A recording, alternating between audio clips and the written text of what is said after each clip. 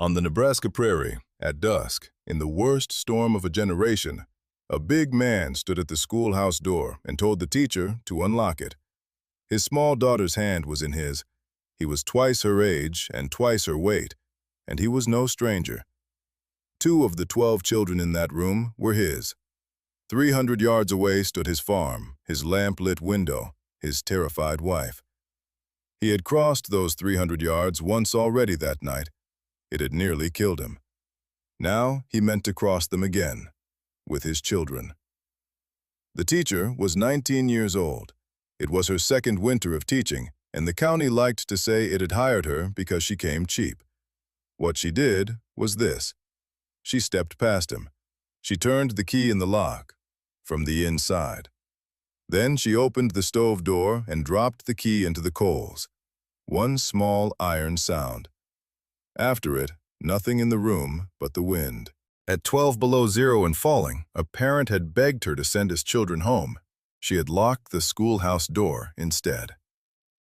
To understand how a hired girl of 19 came to stand against a father twice her size, and why that same father would soon be the first man in the county to stand up for her, you have to go back to the start of that day. January 12, 1888. A morning so warm across 2 states that the children walked to school without their coats. History gave that storm a name. It earned the name 300 yards at a time. The school stood alone on open prairie. 1 white room, a stove in the middle of it, a flagpole, and a pony shed 30 steps off the northwest corner. On the county's books, it was District 41. The families called it the Cottonwood School, after a tree that had died before any of the pupils were born. 12 children came to it that winter, aged 6 to 15, off farms that lay from 300 yards to 2 miles out. In good weather, the distances were nothing. A walk, a pony, a brother's shoulders. By dark on the 12th of January, they would be another thing entirely. Their teacher was Ruth Ames, 19, in her second winter of teaching anywhere. She was the youngest teacher in the county, hired, as the board did not mind saying, because her wages would not have kept a hired man.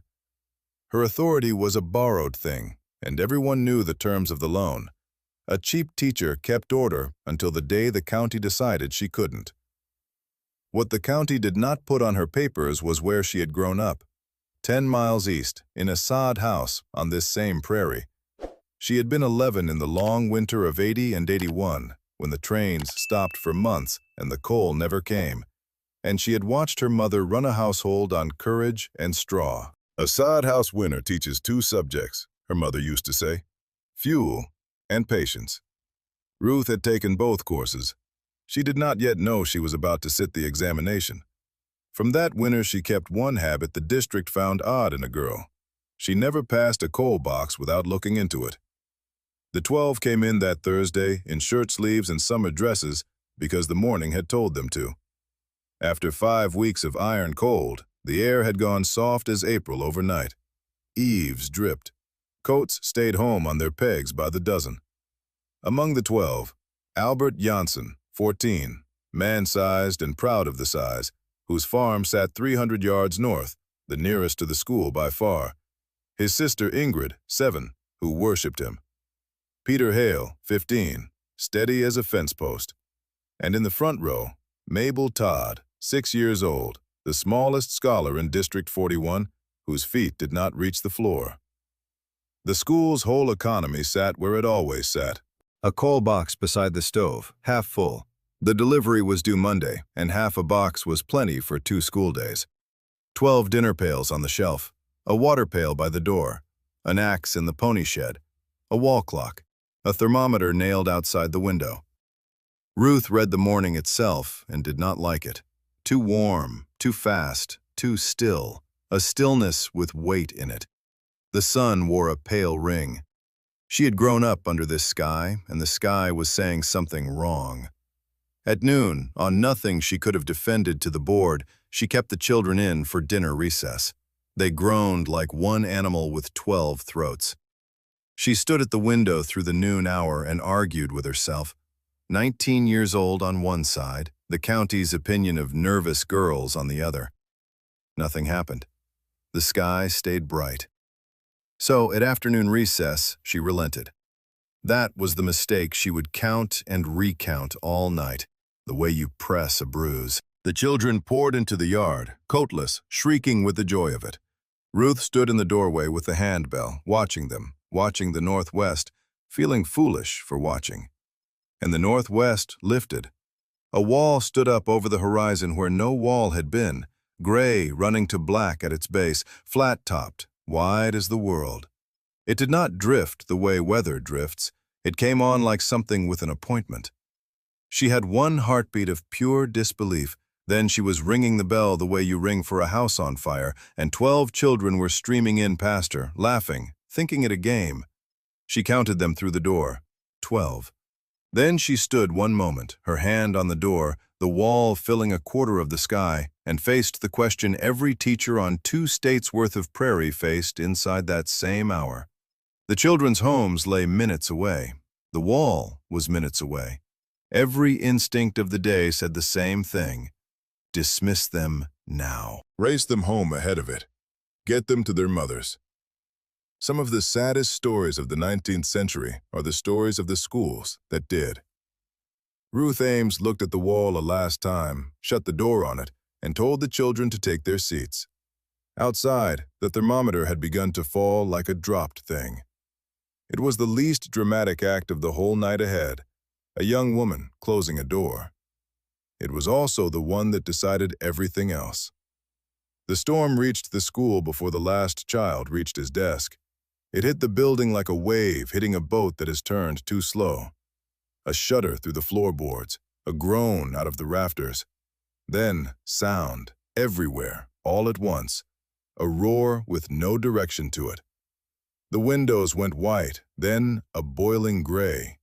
The room's light died to the color of dishwater. The little ones began to cry, and the roar was so complete that Ruth could see them crying without hearing it. Panic came in on the storm's heels and looked for a place to sit. Ruth gave it none. She went to the blackboard, took up her pointer, and started the times tables, loud, in chorus, all 12 from the 2s. Fear is loud, but it cannot recite. By the 4s, the crying had gone under. By the 7s, the room was one voice, pitched against the roar, and holding. The 9s were still going when Albert Jansen stood up out of his seat. His farm was 300 yards north. He had walked those yards his whole life, in every weather the prairie ever offered him. His mother was alone over there with the baby. He could carry Ingrid on his back and be home before the worst of it. He said it respectfully, jaw set, and everything in his plan was true except the storm. Ruth gave him the truth back, level, in front of the room, because it was too late for private truths. In a blow like this, grown men died between the house and the barn. Every child there had heard those stories at their own stoves, from their own fathers. 300 yards and this was not a walk home. It was a coin flipped in the dark, and a boy carrying his sister flipped it for 2. He heard her, and his hand went to the door bar anyway, because 14-year-old courage is deaf in one ear. She could not stop him with her hands. He had 3 inches and 40 pounds on her, and if she tried and failed, her word was dead at that door for the rest of the night. Shame him back into his seat, and she kept a body, but made an enemy of the strongest back in the room. So she did neither. She took the coal tongs from beside the stove, crossed to him, and put them in his hands. The stove, she told him, was the room's heart, and the heart needed a keeper. The fire built low. The coal spent like money. The little ones kept back from the iron. She was making him fire warden of District 41, the man the room's warmth answered to. He was too near to being a man not to see what it was. A trade. His 300 yards for 12 lives' worth of heat. Albert looked at the tongs, at his sister, at the door. A long moment, and the door roared back at him. He sat down at the stove. The strongest back in the room bent itself to the fire and stayed bent there all night. There was one more errand with the outside, and it had to be done while the outside could still be survived in half-minute pieces. The pony shed held the straw stack and the axe, and the school would want both before morning. She knew it in her mother's voice. They knotted scarves and belts into a rope. Peter took one end, Albert anchored, and they ran the shed in 3 trips, the rope their only geography in a world gone white side to side. On the last trip, Peter came in the color of paper and stood a minute with his back against the shut door, not saying anything. 30 steps. He had been a boy about the storm until then. Then the school pulled its walls tight. Primer pages chewed to paste and pressed into the window seams. Slates against the worst of the drafts. The big roll map of the United States came off its hooks and went over the north window. The whole republic hung up as weather stripping. And when there was nothing left to seal, Ruth took the chalk and wrote 12 names on the blackboard, large, in her best round hand. She called the roll against the roar. 12 names, 12 answers. Outside, the county was gone. Inside, there were 12 names, half a box of coal, and 14 hours of dark to walk them through. Her mother had hidden the fuel count once in the long winter, carried it alone for a week, and Ruth had watched what the carrying did to her face. Ruth did the opposite. She called Albert and Peter to the coal box, tipped the lamp over it, and showed them the bottom of the school's luck in plain light. Half a box. Burned honest, it died around 9 by the wall clock. The pills held half a day's food because the warm noon had fooled everyone into eating hearty. The water pail was full, and snow would refill it forever. The straw would help. The axe would matter. Dawn stood 14 hours off. She said all of it out loud and watched the 2 boys grow a year apiece in a minute. From then on, the school was run by a council of 3. The stove they choked to a whisper, dampers in, fire banked, heat spent the way her mother had spent coal in '81, 1 grudging degree at a time. It was not enough. It was not meant to be enough. It was meant to be slow. The cold came in anyway, patient as water. Frost bloomed on the nail heads inside the walls. The thermometer outside the window went down through 0 in the first hours and kept going. So Ruth shrank the world.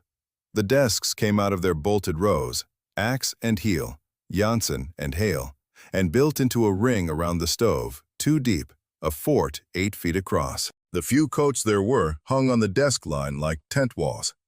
The little ones went into the core, the big ones took the outside.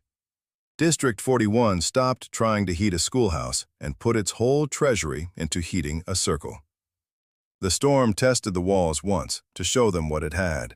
Something came off the prairie in the dark, a fence board, a shingle, nobody would ever know, and took the north window through the hung map. Glass gone. The wind stood in the room like a live thing, snow driving level, the lamp flame flat. Albert and Peter got a desk lid over the hole and their shoulders behind it. Ruth and the middle children packed the gaps. The room came back degree by degree. But it had learned something it did not forget. The wall could be opened. Albert pried the thermometer off its ruined window frame and brought it inside. From then on, District 41 measured only its own small climate, the only climate, Ruth said, it could do anything about. Then she sat down in the ring, took up a handful of straw, and went back 20 years. Her hands remembered before she did. The twist, the fold, the twist against the twist, until the straw fought itself into a stick as hard as kindling. A hay twist. Her mother's craft, the fuel of the long winter. It burned slow and mean, like coal that had come down in the world. She made 2 in the lamplight, held them up, and put straw into the hands of every child over 6. Within the hour, the ring was a factory. 24 hands twisting, a pile of hard yellow sticks growing by inches, and the work warming the fingers that did it. Water they made at the door, the one traffic with the outside the night allowed. The pail thrust into the dark at arm's length, packed with snow in 5 seconds, melted slow at the stove's edge. Snow was the one thing the night gave with both hands. The rest was schedule, and she ran it like a school, because a school was the only machine she had ever driven. Places nearest the stove rotated on the clock. Once an hour, everyone up for the standing march inside the ring. Stamp, swing, counted off. She called it drill. The 6-year-olds called it a game. The cold called it theft and could do nothing about it.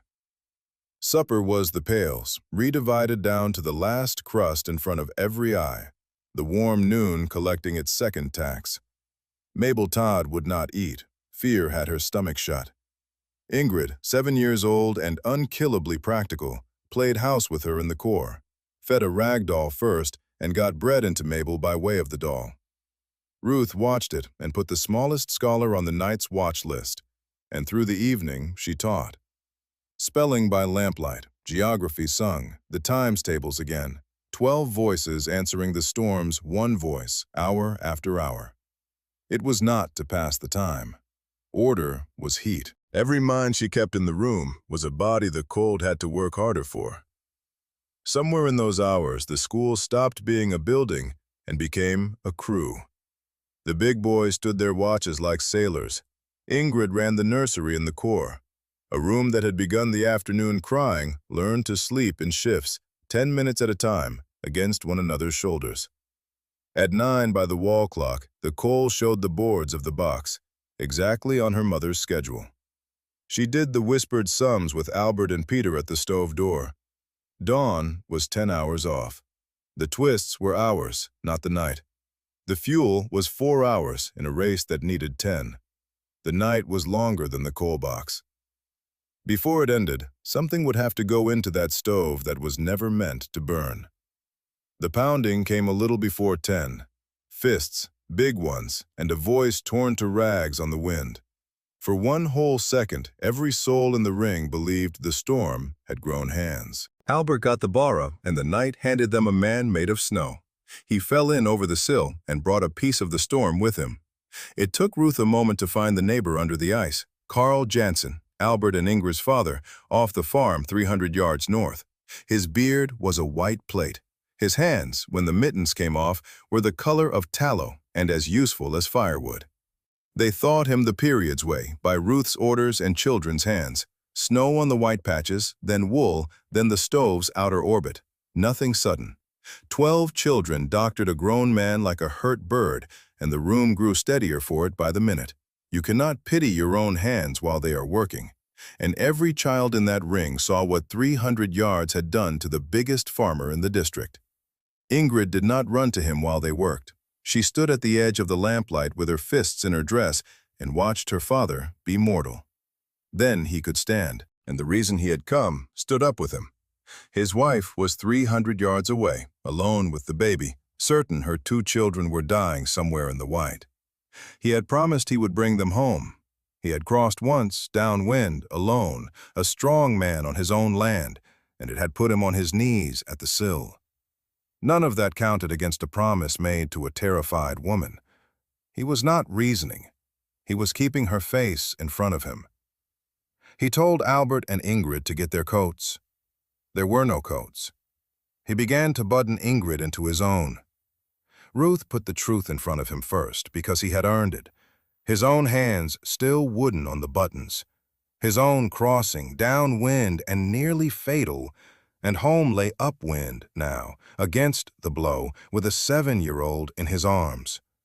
And past his shoulder, she saw the worst thing, the precedent. If the door opened for Johnson's 2, it opened. Peter's father would come, or Todd, or the next desperate man, and the fists after these would take more. Her word at that door would be a dead letter by midnight. Janssen was past truth. His wife's face was in him where the evidence should go. He took Ingrid's hand. The room stopped breathing. What Ruth Ames did then, she did without one word, because words had finished. She stepped past him to the door. She turned the key in the lock from the inside with the whole ring watching.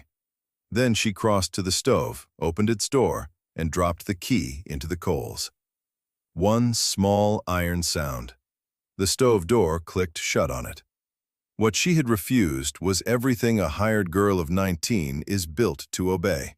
A parent, an adult, a taxpayer, the whole order of the county stacked 6 feet high in front of her.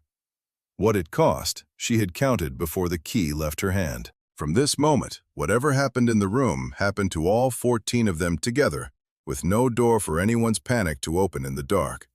And if a child died in that room before morning, the locked door would stop being a decision and become a crime, with her name on it forever. At 12 below and falling, a parent had begged her to send his children home. She had locked the schoolhouse door instead. Janssen went to the window with the lamp, and the glass gave him back the only thing it had, his own face. He went to the stove and looked through the grate. The key looked back at him from the coals, already going a dull and final red. There was a minute.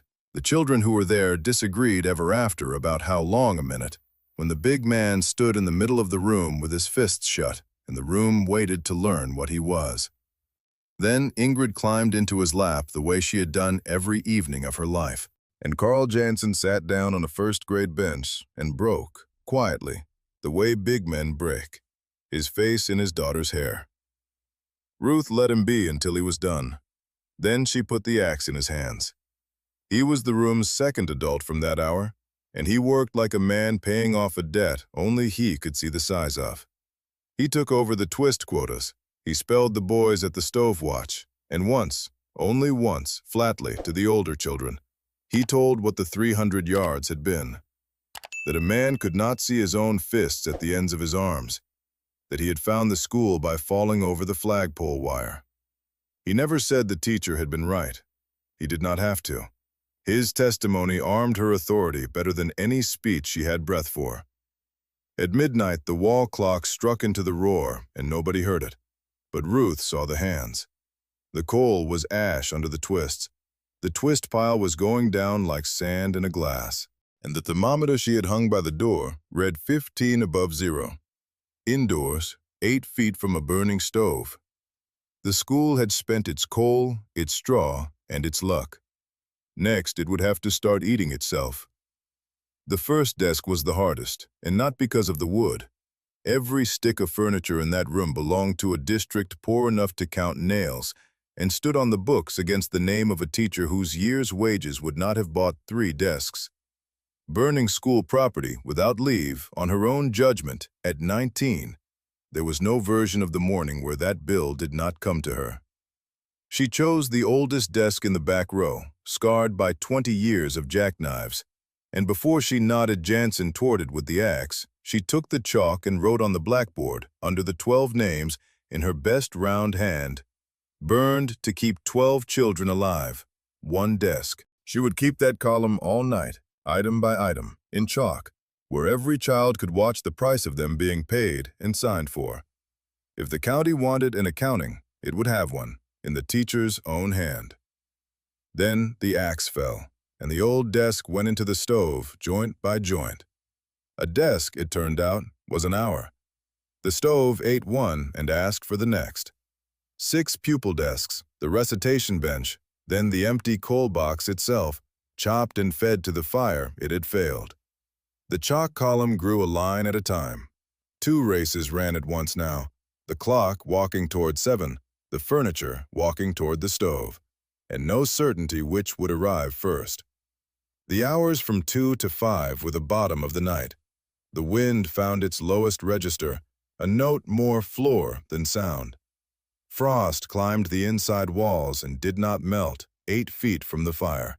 The world contracted to the ring. 1 lamp, 1 stove, 13 bodies breathing, and the thermometer by the door, which Ruth had stopped announcing. Against all of it, she set the only weapons left, the same ones as at 4 in the afternoon, voices and the clock. These were the singing hours, rounds, then hymns, her voice cracking on the high line and Johnson's growl coming in under it. Between the songs, the standing march, and every half hour by the clock, the roll. 12 names off the blackboard, called into the ring. 12 answers required, each child for himself. No answering for a neighbor, no matter how warm the neighbor looked. It was the roll that caught Mabel. Somewhere past 3, 11 names came back, and the 12th came back silence. They found her behind the fort's inner wall, curled small, lips gone gray, past shivering, in the quiet that looks like sleep and is the cold's last trick. The littlest scholar in District 41, going out like a lamp turned down, 6 feet from the stove. Ruth had her inside her own shawl in the time it takes to say it, skin to warmth, at the stove's mouth, in the heart of the ring. Ingrid was set in front of them both with one order: talk to her. About the doll, about spring, about anything, and do not stop. The whole ring turned toward one 6-year-old, and the night's deadline, which had been furniture and hours, got a face. Jansen offered his coat and was refused. It was already covering 3 children on the fort's north side. He stood over the teacher and the bundled child a moment, a big man with an axe and nothing to hit. Then he went back to the floorboards, because the only prayer he had was work, and the furniture was ending. The twists were gone. 3 pupil desks stood in the ring, and the teacher's desk, and after that, the school had nothing left that was not nailed down. So Jansen went to work on what was nailed down, prying floorboards out of the entryway corner, the nails coming with a shriek. Dawn stood at 7, or a little past. The stove had to live 4 more hours on 3 desks and a floor. That was the hour the county came for Ruth Ames, not through the door, through her own head, in the voices she had kept out all night. A girl of 19 who had locked fathers from their children, burned district property with the confidence of an heiress, gambled 12 lives on a shut door when everyone knows a storm can kill indoors as well as out, given fuel and time. Every choice of the night stood in that inner courtroom and heard itself renamed. The lock, a kidnapping; the chalk column, a confession; the whole night, a girl's stubbornness dressed as judgment. If one child, if Mabel, her mother's voice came up through 20 years, flat and kind, a woman twisting straw at a sod house table. Storms end. Children die outside, not inside. Your whole work is to be here, all of you, when it stops. Ruth heard the answer and went back to work because the roll was due. She checked the clock. She checked Mabel's breathing against her collarbone. She checked the chalk column, white in the lamplight. If the county wanted to rename the night, it could do so in daylight, over her signature. Until then, the stove was hungry and the roll was due, and doubt could be stood in the corner like any other unruly scholar. And on that roll, or the one after, the survivors told it differently all their lives. Mabel Todd, deep in the teacher's shawl, stirred and whimpered and asked for her mother. Ruth came the nearest she came all night to weeping, and it was relief, with no fear left in it. Asking is waking. Wanting is living. There it was, the night's one rule, plain at last. And she said it to Albert and Peter and Janssen so it would outlive the hour. The loud child is cold. The quiet child is dying. Keep them answering, keep them wanting, and the cold cannot take one of them without you knowing inside half an hour. The roll call had never been bookkeeping. It was a rope around 12 waists, and it had just held. Near 5, the teacher's desk went to the axe. Last of the furniture, her one piece of standing in the county, burned in front of the children like the closing line of an argument. The school exists for the children, not the other way around. The chalk column got its final entry, and Ruth wrote it steady. And in the quiet after that axe work, somewhere past 5 by the clock, Jansen straightened up over the floorboards, and Ruth lifted her head over the shawl, and neither of them said anything at all. Under the roar, through it, a note had gone missing. The storm died the way it had lived, on its own terms, in steps. The roar lost its bottom note, then its middle. By 6, the school could hear its own clock. By first gray, the silence outside was so entire that the children whispered without being told to. And inside the silence, a cold with nothing left to push it, ferocious, clear, and still. Janssen looked at Ruth across the ring. Ruth looked at the stove. And they spent their fortune. The last floorboards went in whole, dampers thrown wide. The banked fire of the whole careful night let off its leash at last, not for heat, for the chimney. Into that dead calm sky, District 41 sent up a column of smoke as straight and hard as the flagpole. The prairie's oldest telegraph, one word long. Here. The prairie answered inside the hour. Dark shapes came up out of the white. Horses chest deep and steaming, sledges behind them. Men's voices calling children's names at the walls. One farm's name, then another's, as the fathers broke trail to the smoke from 3 directions at once. Todd came over the drifts on snowshoes, bent from barrel staves, and did not knock so much as arrive against the door. Men who had not wept at their own father's funeral stood in that dooryard with ice in their beards and their children's names breaking in their mouths. Ruth went to the stove, raked the cold morning ashes with the poker, and drew out the key. Scorched black, whole. She carried it to the door she had locked in front of a father's face, turned it in the lock, from the inside, and had the schoolhouse door open before the first man's boot found the step. Then she stood in it, with the chalk list at her back, and counted her school out into the morning, name by name, in the voice she used for the roll. Each child called. Each child answered for. Each child handed into a pair of arms that had crossed miles of drift to be there. 12 names. 12 children. Her voice stayed level through 11 of them. The 12th was Mabel, carried out asleep in the teacher's own shawl, and nobody in that dooryard held the unlevel 12th against her. What the morning found elsewhere, the period's accounts set down in columns that 2 states have never stopped grieving. Schools dismissed at the storm's first slackening, into the second wind. Children found between the schoolhouse and home, some within sight of one or the other. Teachers who roped their pupils together, led them out, and brought every one of them through. Their names are rightly famous. And some who led them out and did not. The storm took its name from the children, and it earned it, 300 yards at a time. In that long accounting, District 41's line reads short, 12 names, all answered. Mrs. Jansen got her children home across the 300 yards at last, in daylight, in dead calm, in her husband's broken trail. And even then, the family would tell it for years, she kept a hand of each in hers the whole way. The school board met in February, when the roads let it, and did what boards do. The destroyed property was read into the minutes. 7 pupil desks, 1 recitation bench, 1 coal box, 1 teacher's desk, the entryway flooring, read aloud, as it happened, from Ruth's own chalk column, which she had copied out fair and laid on the table herself, with an offer against it, her wages, such as they were. It was noted from the chair that discipline was discipline, that property was property, and that a precedent, once allowed, was a door left open. The word door was an unfortunate choice. Somebody at the back of the room laughed, 1 syllable, and the room discovered it was full. 12 children's fathers stood up at the back, Carl Jansen first, and first by a stride, and the money went on to the table before the sentence found its verb. Desks, bench, flooring, and a margin over for new chalk. Nobody's wages were touched, and no parent in District 41, for as long as Ruth Ames taught there, ever again asked her to let school out early for weather. Because the county had learned the answer to the question that winter asked all of them. The storm's fame went to the ones who led children through it, and some of that fame was earned and holy.